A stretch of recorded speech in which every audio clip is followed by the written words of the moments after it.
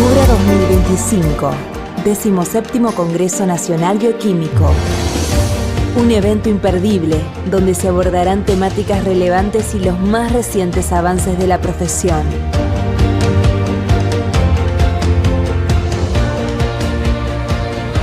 El encuentro será en Termas de Río Hondo, la ciudad spa termal más prestigiosa de Argentina y Latinoamérica. Septiembre 2025.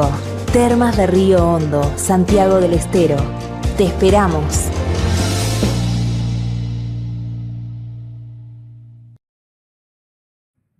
Hola, mi nombre es Rosana Cheín y en primer lugar quiero agradecer a los organizadores de Cubra 2025 por brindarme la posibilidad de compartir lo que hacemos en un laboratorio de investigación aplicada. Yo trabajo en el Instituto de Medicina Molecular y Celular Aplicada, IMCA, que pertenece a la Universidad Nacional de Tucumán, al CIPROSA y al CONICET, y desde hace más de 15 años estamos dedicados a la búsqueda de nuevas estrategias diagnósticas y terapéuticas de enfermedades neurodegenerativas.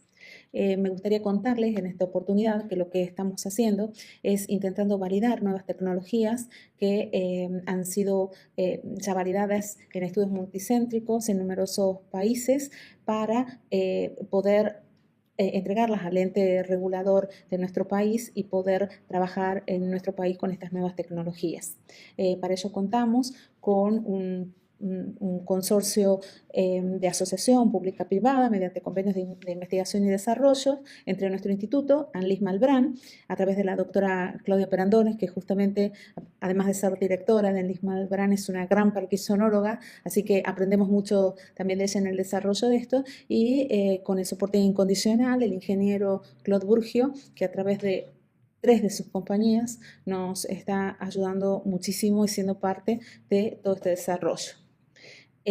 Lo que me gustaría convencerlos en esta charla es que se ha ampliado el margen de detección en estos últimos años que tenemos de patologías relacionadas con el sistema nervioso central. El cerebro, en realidad, durante muchísimo tiempo para los bioquímicos permaneció como dentro de una campana de cristal, porque salvo lo que nos podía llegar a llegar a través, con líquido cefalorraquídeo en enfermedades infecciosas o politraumatismos, todo lo que el gran espectro de enfermedades neurodegenerativas no podíamos detectarlas ni hacer un diagnóstico diferencial en el laboratorio bioquímico. La buena noticia es que esto hace unos años comenzó a cambiar y es lo que les quiero contar, el estado del arte, cómo estamos involucrados y las posibilidades tecnológicas de nuestro país. Para comprender un poquito las enfermedades neurodegenerativas y cómo vamos a detectarlas, tenemos que entender qué biomarcadores vamos a buscar y cómo se pueden medir. Y para eso tenemos que entender qué son las enfermedades neurodegenerativas. Pero en general forman parte de un gran conjunto de patologías que se denominan proteopatías o proteinopatías. ¿Qué es esto? Es algo que no es tan nuevo tampoco, y que nuestras células tienen un delicadísimo mecanismo que se llama proteostasis, que controla el nivel y la calidad de las proteínas que tenemos en nuestras células. Ese delicado mecanismo tiene que ver entre la síntesis, el plegamiento y la degradación. Mientras todo esto está bien, tenemos lo que podemos ver en la parte izquierda de la diapositiva, hay un equilibrio perfecto entre la biosíntesis, el plegamiento y la degradación.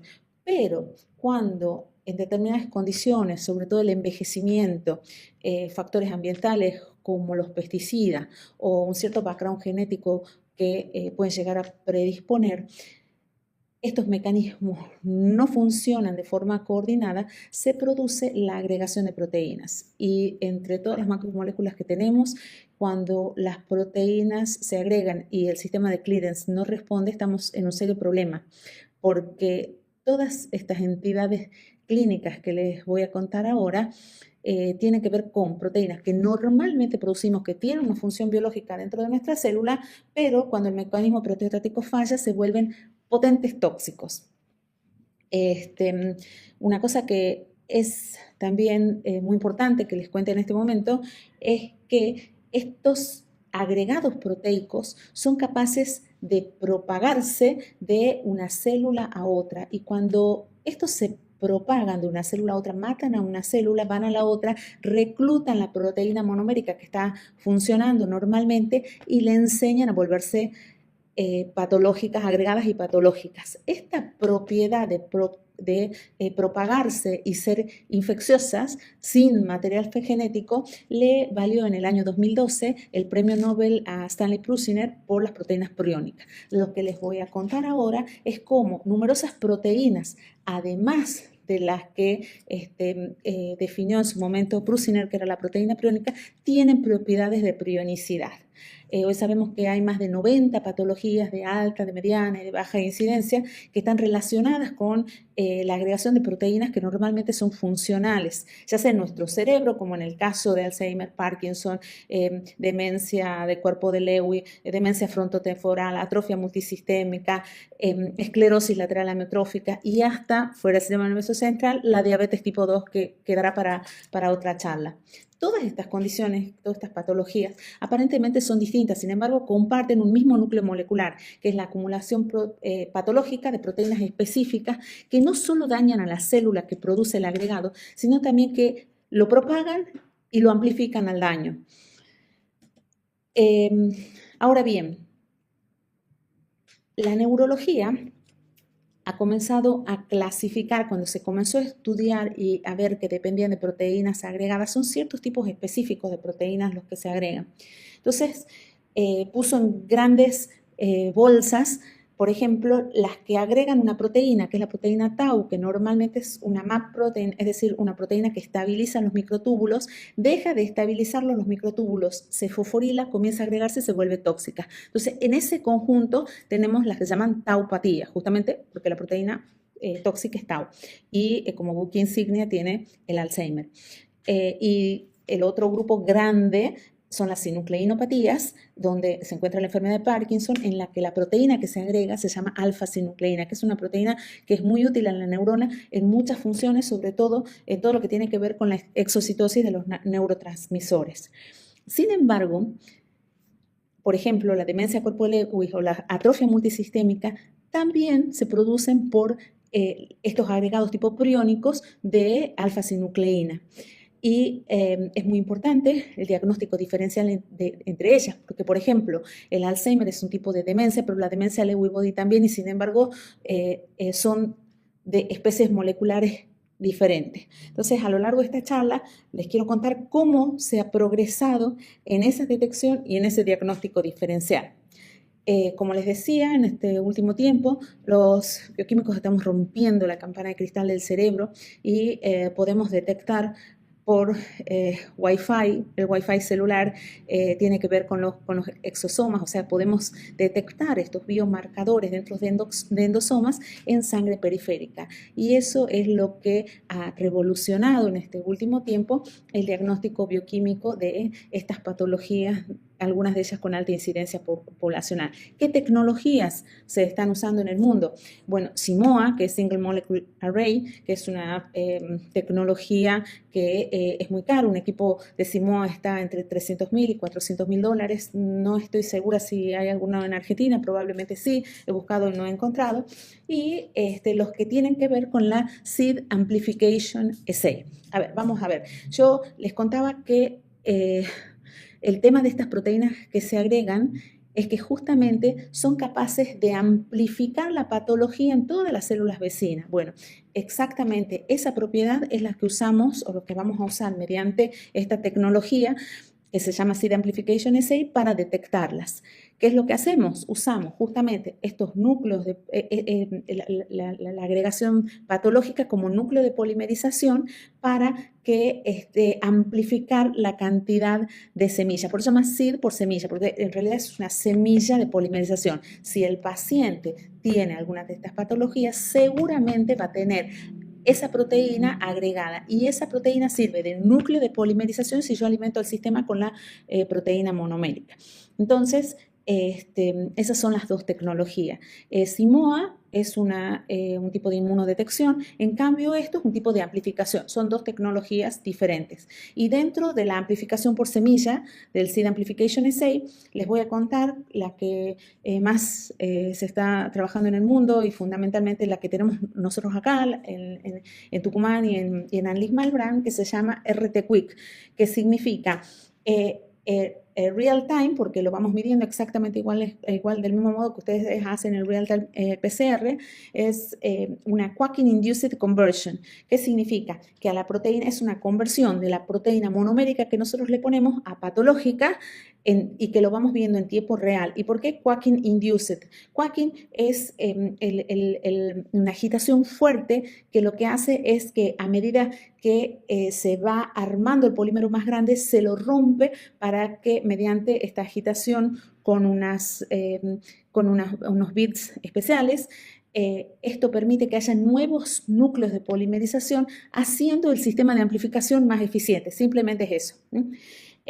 Ahora bien, esta tecnología, el Seed Amplification Assay a través de RT-Quick, es lo que se usó en clínica para una de las patologías de estas proteínas tipo priónicas, que es la enfermedad de Creutzfeldt-Jakob, que vendría a ser la enfermedad de la vaca loca con la que Prusiner ganó el Nobel en humanos. Entonces, esta tecnología fue la que se usó para la detección y se sigue usando hasta el día de hoy, y es la validada clínicamente para esa patología que es de extremadamente baja incidencia poblacional y se la puede restringir a grupos poblacionales determinados. Ahora bien, una cosa que es importante para entender la dimensión del problema es ver un poquito la epidemiología de las neurodegenerativas. En este gráfico lo que he querido comparar es la prevalencia actual y la proyectada, o sea, del año 2025 y el año 2050, de las dos más representativas, una taupatía y una sinucleinopatía. Entonces, entre Alzheimer,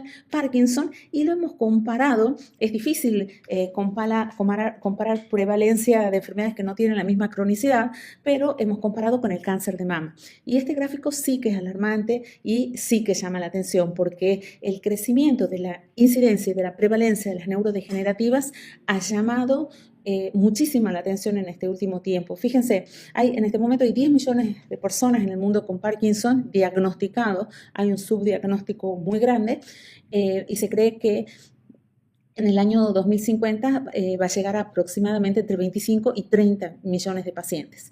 En el Alzheimer en este momento hay 50 y se cree que va a llegar a más de 150. En cambio, en el cáncer de mama, por ejemplo, que hay que hay diagnóstico y que hay posibles tratamientos dependiendo del tipo de patología, lo que ocurre es que la prevalencia disminuye a menos de la mitad. Entonces, en ese sentido, es tremendamente importante lo que ha sucedido en este último tiempo, que estamos teniendo nuevas herramientas diagnósticas que le permitan o que le den alguna chance, por ejemplo, a ciertas moléculas neuroprotectoras de poder tener efecto en una parte de la enfermedad que pueden llegar a tener efecto. Y esto les explico por qué. En el caso del Parkinson, un poquito para también terminar de contextualizar, hemos dicho que 10 millones de personas en el mundo, para llamar un poco la atención, cada 6 minutos alguien es diagnosticado, pero el proceso comenzó entre 10 y 15 años antes del primer síntoma. Y en el momento que aparece el primer síntoma motor, en el caso del Parkinson, entre el 60 y el 80% de las neuronas dopaminérgicas han sufrido ya el proceso neurodegenerativo. Es decir, hay mucho menos chance de revertir el proceso. La incidencia poblacional está aumentando de una forma que es alarmante, por eso la Organización Mundial de la Salud ha lanzado un mensaje de alerta, porque es de las enfermedades neurológicas la de mayor incremento en su incidencia.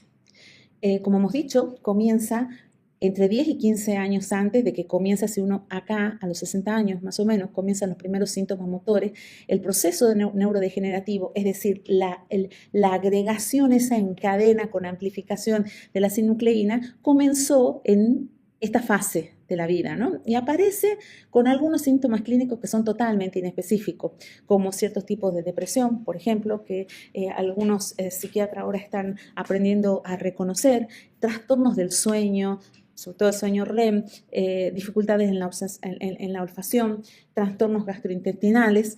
Entonces, si uno pudiese en esta fase, llegar a una detección y poder en los ensayos clínicos de todos los neuroprotectores que han fallado, porque una cosa que hay que saber es que no hay ningún tratamiento que sea capaz de detener el proceso neurodegenerativo, todo lo que se da es paliativo. Entonces, si uno pudiese interferir en este punto, quizá el desarrollo de la enfermedad sea otro.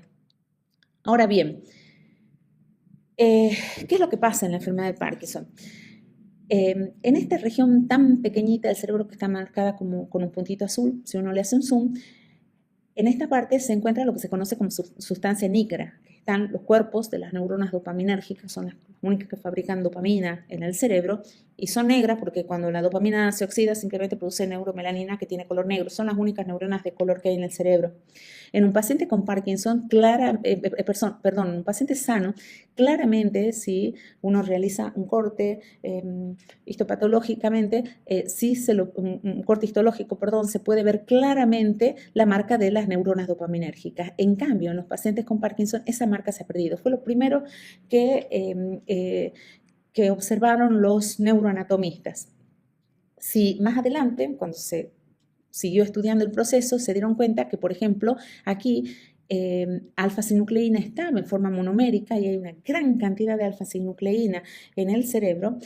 Sin embargo, acá cuando desaparece la sustancia negra, aparece la alfa-sinucleína en forma agregada. Y estos son los que van de neurona en neurona amplificando el sistema, son los núcleos de polimerización y son altamente tóxicos. Y sin lugar a duda son el principal biomarcador que nosotros como bioquímicos tenemos que ir a buscar en la enfermedad. Miren, con esto de la evolución en el diagnóstico del Parkinson es muy llamativo porque el Parkinson ha sido descrito hace más de 200 años por James Parkinson y no había ningún tipo de diagnóstico para la patología más que la clínica y una biopsia post-mortem. En el año 1997 hubo toda una revolución porque María Grazia Spiliantini en Cambridge fue capaz de demostrar que la agregación de la alfa-sinucleína en ese lugar del cerebro, del mesencéfalo que les mostré en la sustancia negra, era lo que producía la enfermedad de Parkinson. Pero no se la podía medir. ¿Por qué no se la podía medir? Porque todos los métodos que tenemos los bioquímicos para poder medir biomarcadores que están en muy baja concentración tienen que ver con anticuerpos como molécula de captura. Y desgraciadamente los anticuerpos no son buenos en reconocer la misma proteína en distintos estados de agregación. O sea, o no lo reconocen o dan falsos positivos. O hay que buscar otras biomoléculas de captura, o bien lo que se está haciendo es ir por el otro camino, ¿no? Amplificarlos y medirlos de otra forma. En el año, y eso fue lo que hizo el grupo de Alison Green en el año 2016, formaron un gran consorcio y con la tecnología que se estaba usando para la proteína priónica, como les conté, comenzaron a probarla con alfa-sinucleína y vieron que sí funcionaba en líquido cefalorraquídeo. Obviamente eso no nos soluciona mucho, hasta que en el año 2024 Nobutaka Tori en Japón pudo por primera vez validar la tecnología en sangre periférica. Y ahí comenzó, digamos, otro punto de inflexión muy importante porque cambia totalmente el panorama. Ahora bien, ¿cómo funciona este proceso? En el RT-QuIC, en el caso del Parkinson, usamos alfa-sinucleína recombinante. Te ponemos la muestra del paciente, que si el paciente está enfermo, tiene la enfermedad de Parkinson o alguna otra sinucleinopatía, va a tener En el líquido cefalorraquídeo, la alfa-sinucleína agregada tendrá monomérica, pero tendrá agregada. Y mientras haya algo agregado, me sirven como semilla de polimerización. Entonces, en el well de la placa, ¿yo qué pongo? La muestra del paciente, pongo sinucleína monomérica y pongo un fluorescente que reconoce específicamente los agregados. Es una molécula pequeña que cuando encuentre el tipo especial de agregado con una estructura específica que se llama cross-beta, va a la cross-beta y comienza a florecer. Entonces, si el paciente tiene estos agregados y los alimento con sinucleína monomérica, comienza a elongarse, a agrandarse estos agregados. Pasan por la detección y se ve algo de fluorescencia. Obviamente, si la cantidad es muy pequeñita, hay que comenzar a amplificarlo. Y para aumentar la eficiencia de esa amplificación, se procede al proceso de quocking, como dice acá. ¿Qué significa? Que con una agitación vigorosa y algunos beats para que tengan efecto físico, se rompen para generar nuevos núcleos de polimerización y mejorar la eficiencia del proceso. Es muy simple, es un proceso físico-químico de los más simples. Cuando uno lo va a llevar a la práctica no es tan simple, pero básicamente es importante que se entienda el concepto. Ahora bien, hemos dicho que Nobutaka Tori pudo hacerlo en sangre periférica. ¿Cómo lo hizo en sangre periférica? Porque debemos haber agregado, ¿pasan la barrera hematoencefálica? La respuesta es sí, pero pasan dentro de lo que conocemos como exosomas, que ahora están muy de moda tanto en diagnóstico como en tratamiento. Brevemente, todas las células de nuestro organismo por exocitosis eliminan vesículas pequeñas de distinto tamaño. En el caso de las neuronas son aproximadamente de 100 nanómetros y cada vesícula extracelular tiene en sus membranas proteínas transmembranas o proteínas asociadas a membranas que son características del tipo celular del que provienen.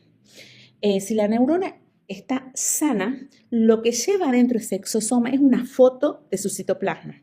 Si la neurona está sana, no va a tener alfa-sinucleína seguramente, pero no agregada. En cambio, si la neurona está proteopática, o sea, está enferma, va a tener los agregados de sinucleína o los agregados de tau o lo que sea. Entonces, lo que es interesante es que las vesículas extracelulares son capaces de pasar la barrera hematoencefálica y se las detecta en sangre. ¿Qué es lo que hizo Nobutaka Tori? Una simple inmunoprecipitación como preprocesamiento de la muestra antes de la amplificación. Entonces, a estos exosomas que se encuentran en la sangre periférica, que pasó la barrera hematoencefálica y que provienen de neuronas, simplemente con una partícula magnética que tenga un anticuerpo anti-L1CAM. L1CAM es una proteína específica de neuronas. Entonces, de esa forma se precipitan los exosomas en un campo magnético, se precipitan los exosomas que vienen del sistema nervioso central y de este modo podemos concentrar aproximadamente 1000 veces la cantidad si es que hay semillas, 1000 veces la cantidad de semillas que hay para que sea más eficiente el proceso que sigue, que es el de amplificación. La inmunoprecipitación ha elevado la sensibilidad de la tecnología al nivel de atomolar, es decir, de 10 a la menos 18. El segundo paso, una vez que ya tenemos estas bolsitas de exosomas, rompemos los exosomas y los ponemos en el well con sinucleína recombinante y el fluorescente. Entonces comienza el proceso de agitación, lectura, agitación, lectura, agitación, lectura y obtenemos las curvas de agregación. Y acá viene una cosa que es tremendamente importante. Como pensábamos que iba a suceder, la curva de agregación depende muchísimo si uno mantiene todas las condiciones de la semilla inicial. Entonces eso le está permitiendo a la tecnología hacer un diagnóstico diferencial. Por ejemplo, ¿se acuerdan de una de las primeras diapositivas que decíamos que las sinucleinopatías podían ser el Parkinson, la demencia cuerpo de Lewy, la atrofia multisistémica? Y todas son sinucleína agregada. Entonces, ¿por qué nos dan patologías diferentes? Con el advenimiento de la criomicroscopía electrónica, cuando se comenzaron a estudiar biofísicamente estos agregados, se dieron cuenta que sí, todos tenían sinucleína, pero que tenían construcciones supramoleculares diferentes. Entonces, las semillas son diferentes. Se les llama cepas, así, strains, se les llama cepa. Entonces, si ustedes se fijan acá, está en inglés porque he querido sacarles el trabajo tal cual, ha sido de abril de 2025, el trabajo de Lashwell, en el que muestra que PD es Parkinson Disease, atrofia multisistémica es MSA y demencia Lewy Body. Y me gustó muchísimo, muchísimo cómo pudo representar que todos tienen alfa-sinucleínas, pero si se fijan, los arreglos supramoleculares son diferentes. Entonces, cuando uno lo pone en la placa, que comience el proceso de incubación y cocking y de ruptura, los agregados, al ser diferentes las semillas, la cinética, esta parte de abajo, la cinética de las agregaciones son distintas. O sea, cuando se fijan, la serie de parámetros cinéticos, como por ejemplo la pendiente del sigmoide, el área bajo la curva, la fluorescencia máxima, son diferentes. Y lo han podido validar en un ensayo clínico pequeño, que no ha sido multicéntrico, pero ahora lo están haciendo multicéntrico, y lo que están haciendo ahora es mediante machine learning, o sea, le ponen todos los espectros que van obteniendo a la inteligencia artificial para que comience a aprender a hacer el diagnóstico diferencial de las enfermedades. Lo interesante de todo esto es que no solo alcanzas niveles de atomolar, o sea, 10 a la menos 18, no he encontrado términos para el ultra sensible, sino también que es la única tecnología que nos puede ayudar con un diagnóstico diferencial. Yo acá simplemente les he hecho una tabla comparativa de las tecnologías que hay y dónde situamos el RT-Quick. Habrán escuchado mucho este último mes acerca de que se puede diagnosticar el Alzheimer en sangre. Sí, efectivamente, es con la p-Tau 217. Acuérdense, Tau era la proteína que estabilizaba los microtúbulos. Cuando se fosforila, normalmente pasa a formar parte de estos agregados que son tóxicos. Una fosforilación en el aminoácido 217 no es normal y es como un marcador en sangre periférica de la patología. Han conseguido buenos anticuerpos directamente contra esta modificación post-traduccional. El tema es que lo hacen por SIMOA, por Single Molecular Array. Y cuando me fijé, no sé si en la Argentina se ha comprado alguno de estos equipos, pero el XD es el que se necesita y está alrededor de $300.000, una cifra que es bastante importante. Comparado al último puse nuestro RT-Quick. El RT-Quick tiene una sensibilidad muy alta, la más alta de todo, fíjense, la única que llega a atomolar, y está validada en estudios multicéntricos y se está logrando en los diferentes países la validación en las autoridades regulatorias. Entonces yo creo que es la tecnología que viene, que quizás sea más accesible para un laboratorio de rutina, para un laboratorio de complejidad. De momento en el país hemos comprado, nosotros tenemos uno en el laboratorio en el IMCA y el otro está en Malbrán, para comenzar con el proceso de validación. Tienen que tener una arquitectura específica. Nosotros adoptamos exactamente la arquitectura. Nosotros trabajamos bastante en Francia, en el Instituto del Cerebro de París, y que son parte de un consorcio internacional de validación, así que copiamos exactamente la misma arquitectura. Y lo diseñaron al equipo tal cual como se estaba probando en ese consorcio de validación, así que esperamos muy pronto comenzar nosotros también con la validación. ¿Cuál es la limitante más importante? Porque básicamente, como les contaba, no hay problema, o sea, el precio del equipo cuesta $45.000 contra $450.000 y seguramente puede llegar a bajar. El limitante fuerte del equipo es la sinucleína monomérica, que es una proteína recombinante, pero para nosotros no hay ningún problema porque la producimos hace muchos años en el laboratorio.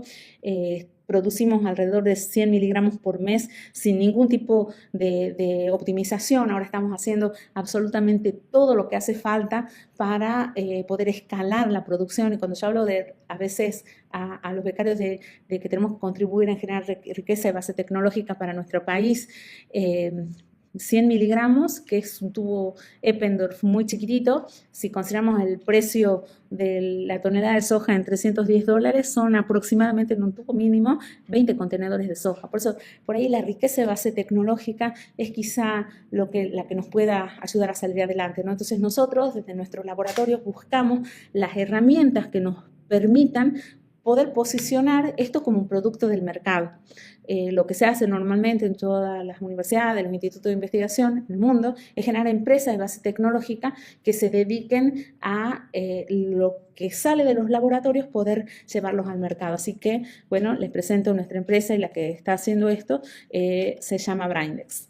Y por último, ¿se acuerdan esta diapositiva, ¿no?, de la evolución en el diagnóstico? La otra limitante era que eran aproximadamente 5 días de incubación y cooking para tener una amplificación que pueda ser medida con precisión. Hará un par de meses salió una versión de RT-Quick que se llama SD Single Day RT-Quick, en el cual la sinucleína monomérica viene con 2 mutaciones que lo hacen mucho más eficiente el proceso y se lo puede hacer en 24 horas, ¿no? Es muy importante. Y bueno, y la otra noticia es que ya hicimos las mutagénesis sitio-dirigida a nuestra sinucleína, prácticamente lo tenemos listo y en breve vamos a poder probar también en la modalidad Single Day del RT-Quick. Bueno, lo que ya finalizando, el estado del arte de esta tecnología es que contamos con la tecnología, ya la tenemos instalada, estamos comenzando todos los procesos de prevalidación, lo hemos usado muchísimo, tenemos el know-how, tenemos publicaciones hechas hace varios años y hasta hace 2 años con esta tecnología, la usábamos bastante rutinariamente en los laboratorios de investigación. Estamos produciendo el insumo crítico y bajo normas para poder pasar de Research Use Only, de RUO, a IVD, a In Vitro Diagnostics. Y estamos también ya desarrollando el Single Day RT-Quick.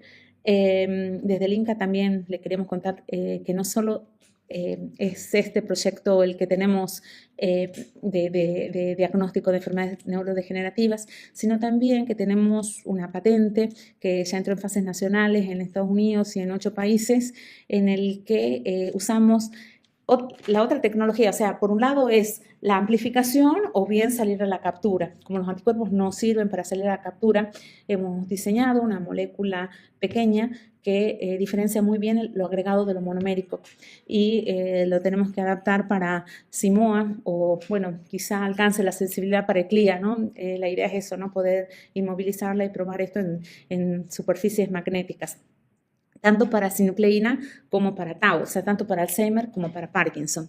Lo que también les quería decir que RT-Quick ya se está validando, va más atrás para Parkinson, pero yo creo que lo van a conseguir en breve. En cuanto al diagnóstico, además de esta patente de Aristeus y Aristaus, somos miembros del LARGE PD, que es un gran consorcio que estudia la genómica del Parkinson. Además, estamos trabajando también con una empresa de radiofármacos para producir nuevos radiotrazadores para PET scan y nuevas estrategias farmacológicas que permitan detener la amplificación de estos agregados dentro de la célula, ¿no? Esa tiene ya patente definitiva en Estados Unidos y en varios países. Me gusta ver lo que hemos escrito en otros idiomas, así que por eso les pongo todo. Y bueno, por último, los agradecimientos.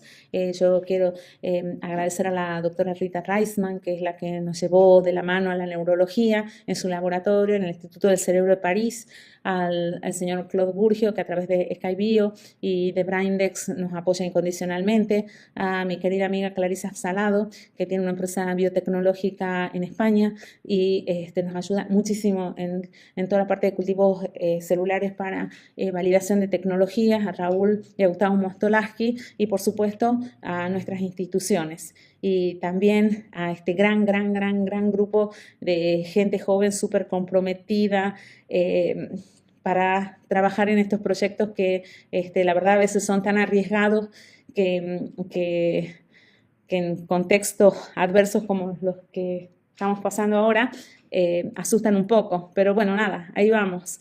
Y muchas gracias y los invito a que nos sigan en nuestras redes sociales y hasta la próxima.